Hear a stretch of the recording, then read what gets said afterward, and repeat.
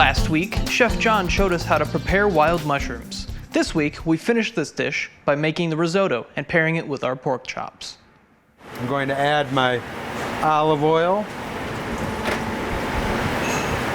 and the rest of my butter.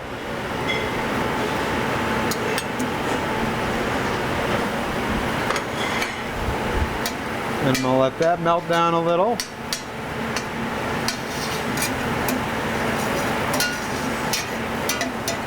I'll go ahead and add my risotto to the pot. And I'm going to pay close attention. Try to make sure that I get as much of the rice coated as possible. Now, risotto is not just a style of rice, it's also a cooking method, and that a risotto method is where you gradually add small increments of the liquid to the rice mixture as you go.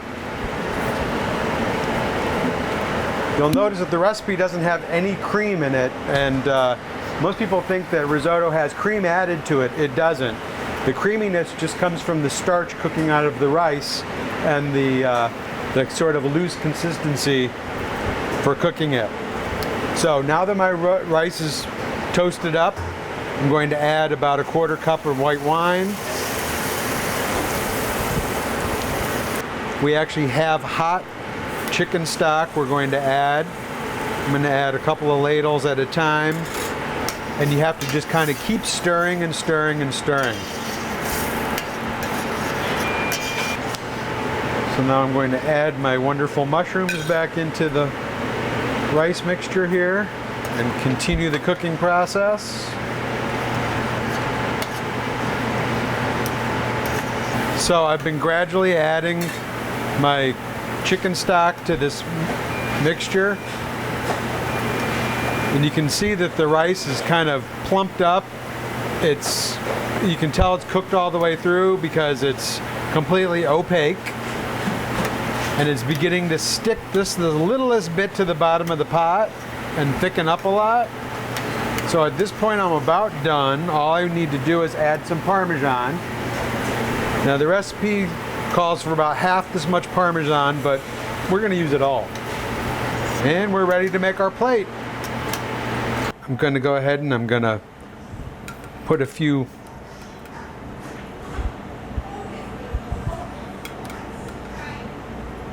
grilled asparagus.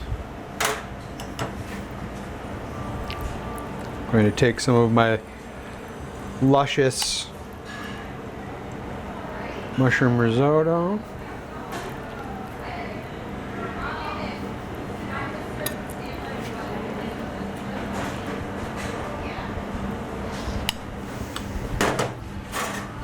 And then my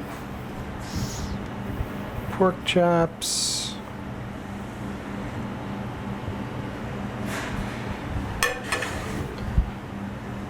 And just for good measure, we're going to put a little more of our barbecue on there.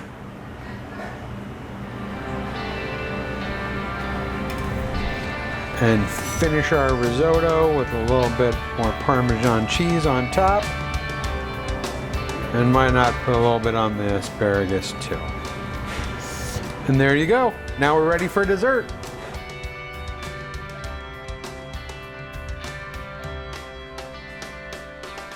Tune in next week when we finish this course by making a simple and light panna cotta dessert.